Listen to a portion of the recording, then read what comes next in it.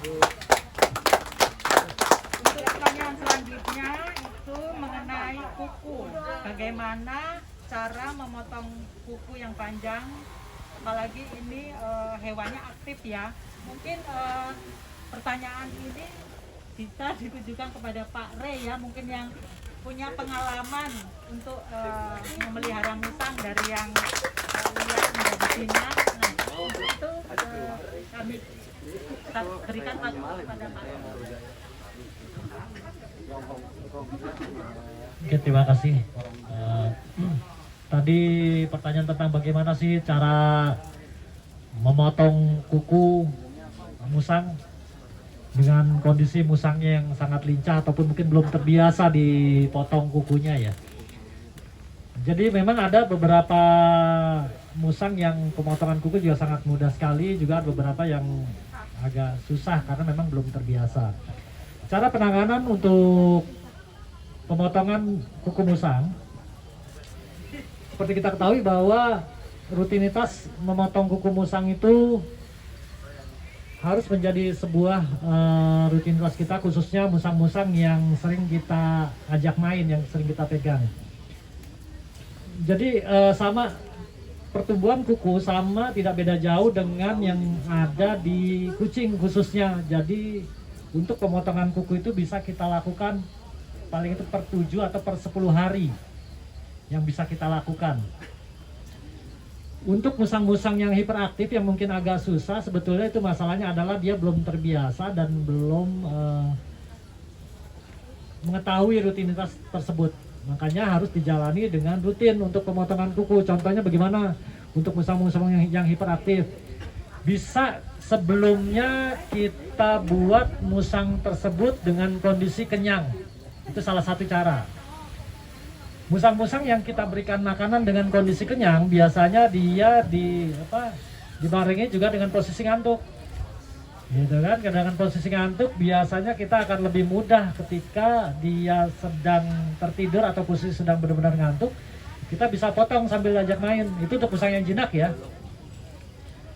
Yang jinak tapi hiperaktif. Itu kondisi pertama caranya.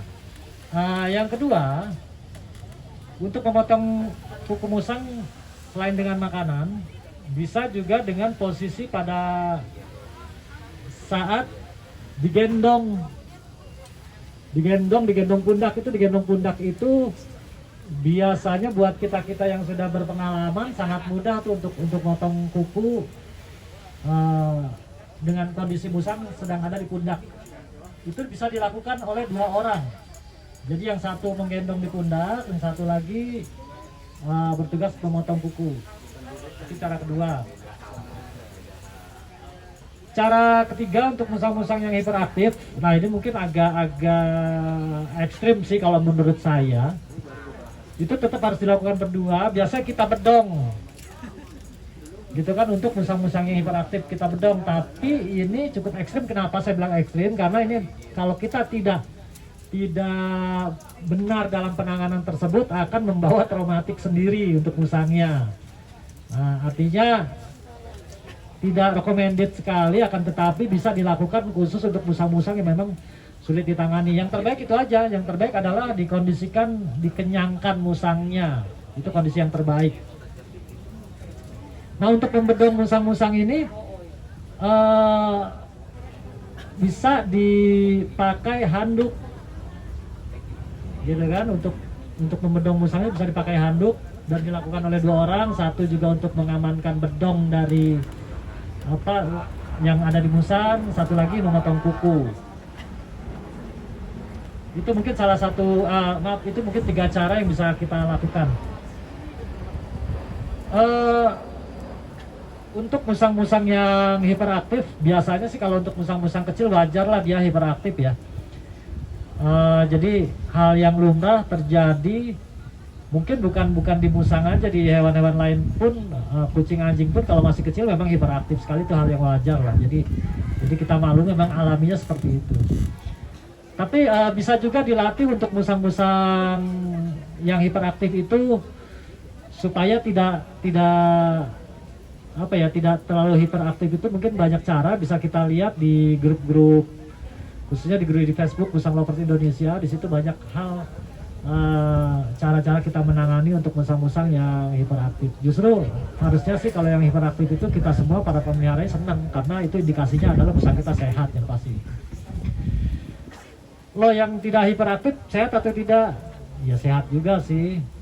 Tapi ya kalau misalkan dia lincah dan masih kecil wajar lah itu. Jadi kita memaklumi itu. Itu aja. Mungkin ada tambahan pertanyaan lain untuk ini apa? Ini Mbak Kitty ya? Iya. Nyala gak? Halo, halo. Gak nyala? Halo, ya. Ya. Kayaknya cukup. Kayaknya berarti nanti mau dicoba pas dia lagi tidur. Bisa ya? Iya, ya bisa. Soalnya pernah Yang paling aman sih kondisi dikenyangkan dulu. kenyang terus Dibikin tidur. kenyang, biasanya dengan kondisi kenyang dan mengantuk itu gampang banget kita nanganin dia. Soalnya pernah dia lagi tidur di toel-toel pules banget. Oh, Mungkin bisa kondisi dicoba tidur pas di orang situ putus ya. aktif lagi. Enggak, belum pernah coba. Oh, belum pernah coba, dicoba aja kalau itu. Mudah-mudahan nanti kalau nggak bisa juga bisa menghubungi ke Musang Lovers yang terdekat di area alternatif Cibubur, ada ke sana. Oke. Nanti dari Kemarin teman-teman ya. bisa ada yang ini yang apa membantu penanganannya. Oke, terima kasih banyak. Ya, ya sama-sama. Terima kasih.